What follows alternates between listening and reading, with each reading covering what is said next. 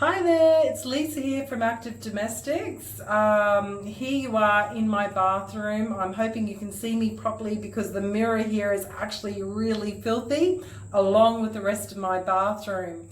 Every day for about the last week or more, I've been planning on making a cleaning video showing you how I clean this dirty bathroom. And every day I've gotten busy and I haven't gotten to the job, or there's been too many people here and it's too noisy. And so it's finally gotten to the point where total priority now. I can't live with this filthy bathroom anymore and I have to clean it today. So if you'd like to watch me, please stick around and you'll see how I would go about cleaning this type of bathroom.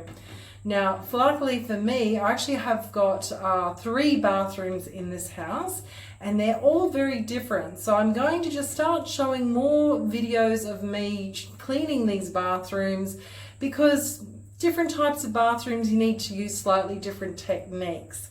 As you can see with this bathroom behind me, it doesn't have actually a glass shower screen. So, you know, it's all a little bit different. So I'll show you a quick bit of how filthy it is and don't get too disgusted.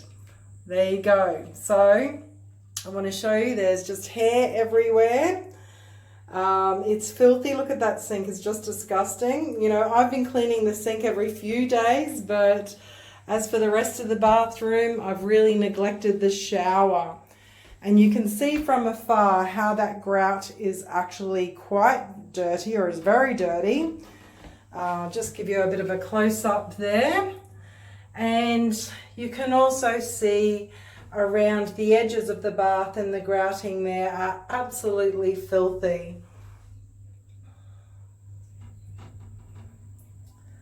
So, and in our bath, our scratched old bath, which as I've said, we did not do the scratches on this bath, but this is why you don't use scratchy things when you're cleaning, because in those scratches, it holds on to all the dirt and it makes it look terrible. Look, there's even a footprint there for some weird reason. But look how dirty it is. It's just a disgrace. And of course, when it gets really dirty like that, it also gets really slippery, so it becomes dangerous. So let's get on to the job. When you first start cleaning a bathroom, what I would normally do is vacuum the floors first. One of the big things I've noticed since I've been growing my hair longer is how much hair it actually leaves on the ground. And it just astounds me. I mean, I've got 4 sons and my husband, and for a period of there, even myself, all had really short hair. So I never really noticed this before, but it really makes me understand now why my cousin, who has 3 young adult girls who have all got really long dark hair, she said that she's got about 3 of those different Dyson handhelds all throughout her house, and now I understand why. It drives you crazy. Anyway, when you want to clean the bathroom, you have to actually get a few things prepared. You want your cloths, you want your gloves, and you want some products. Now I'm just going to use simple products that you can get probably anywhere over the world, so that you can see how I clean the bathrooms. But what I do is, actually I'm going to use this cloth. I've got a good microfiber cloth here. This is a cleaning cloth. It's a nice size cleaning cloth and it's going to really help me get into things. I also have down here my grout brush. It's going to really help me get into all this grout a lot quicker. And actually one of the things that is really common is that people say, why is my grout getting dirty? How can I clean it? Well, the reason why it's getting dirty is because people don't tend to clean in their grout. They tend to wipe over the tiles, but they don't actually pay much attention into cleaning in the grout. And of course, because it's sort of a slightly different level of surface, the dirt builds up and there's a bit of mould or mildew that gets created in between that grouting. So the grout is getting dirty because you're not cleaning it probably most times that you clean the bathroom. But anyway, I'll try and talk while I'm cleaning, and you'll see what I mean. I'm wetting my cloth first. When something's really dirty, your cloth is going to want to be quite wet. Now with microfiber cloths, you probably can't see it very well on this one, but you can see patches where the cloth is actually still dry. It takes a little while to actually really wet good microfiber cloths because they are actually made to really absorb a lot of water. So I'm actually going to start in the grout sections. And I'm going to wet also my grout brush, and I'm going to put a little bit of Jif on the end of the grout brush, right? So I'm hopping in here so I don't have to bend so much. Now that's just come off so easily.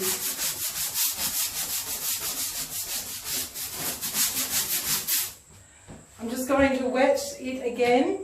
Be careful when you're getting in and out of the bath because, of course, tiled floors get extremely slippery when they are wet. In fact, I'll bring this in here. Actually, one of the things I normally do before I start cleaning is remove all the shampoo bottles and things like that. But I forgot to do that this time. And actually, the other thing I usually do, just wipe my finger there, is I usually get the shower curtain and just hang it right up so it's right out of the way. So I've still got grout and water on this, and my first objective is to treat all the problem areas in the bath in the shower before I clean it properly.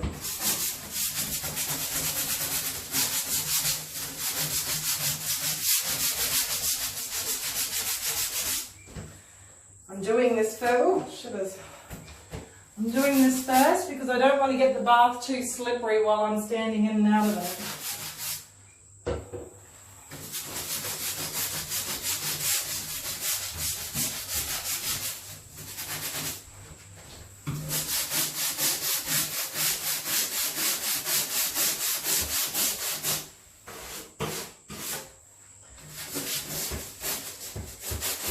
Some people will use a toothbrush for this job, but as you can see, the grout brush is designed for the job. It's going to get the job done a lot more quickly than a toothbrush because it's got a larger surface area.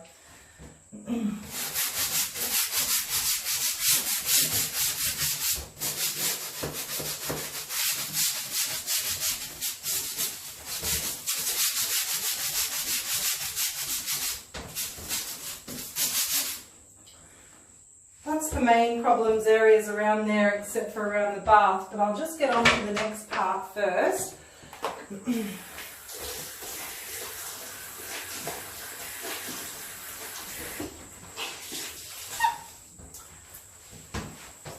I'm just going to rinse this bit off just with the water because normally when you're cleaning, you don't want to mix two different cleaning products together because there's often warning labels, warning against doing that.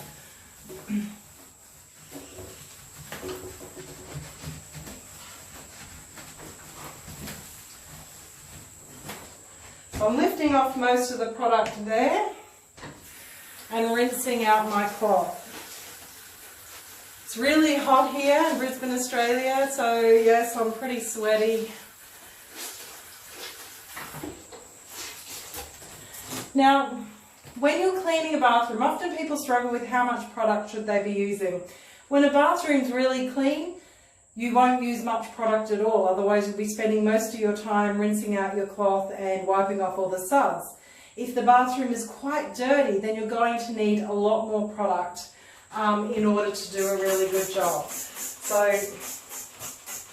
I'm getting in here.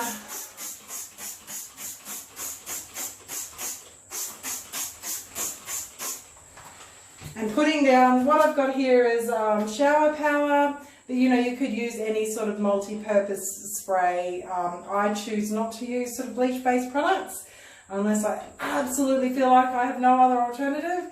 But yeah, I like this because it works quite well and it smells nice and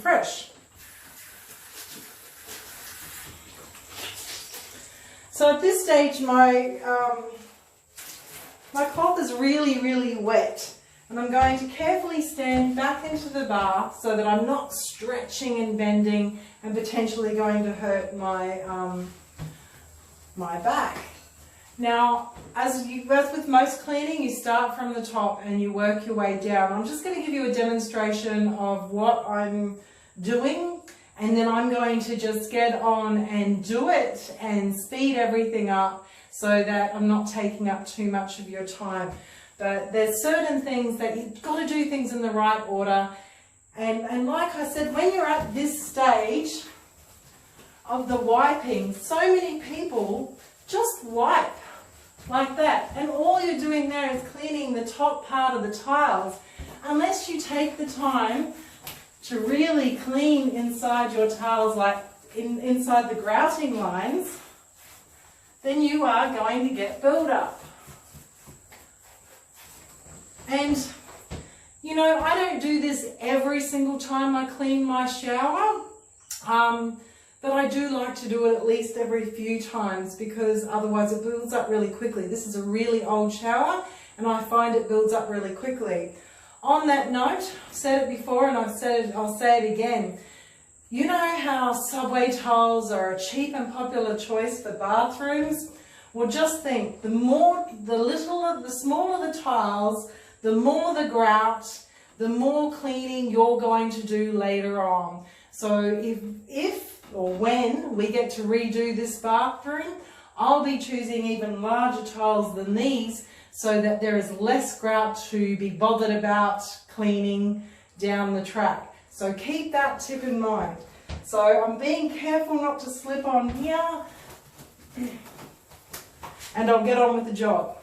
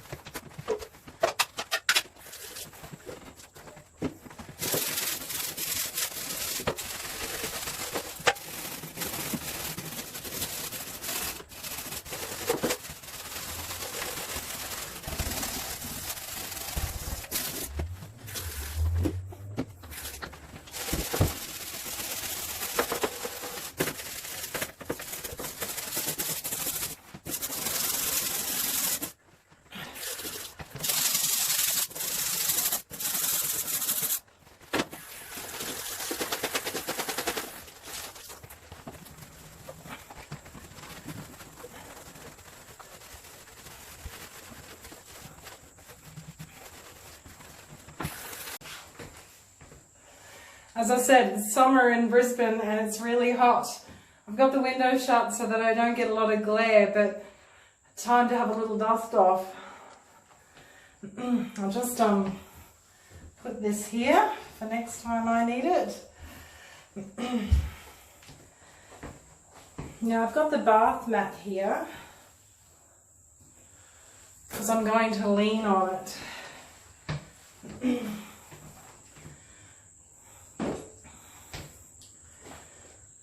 And I'm going to, I know I've still got product on here, but I'm kind of just letting it sit there and actually do its job while I'm attending to other tasks.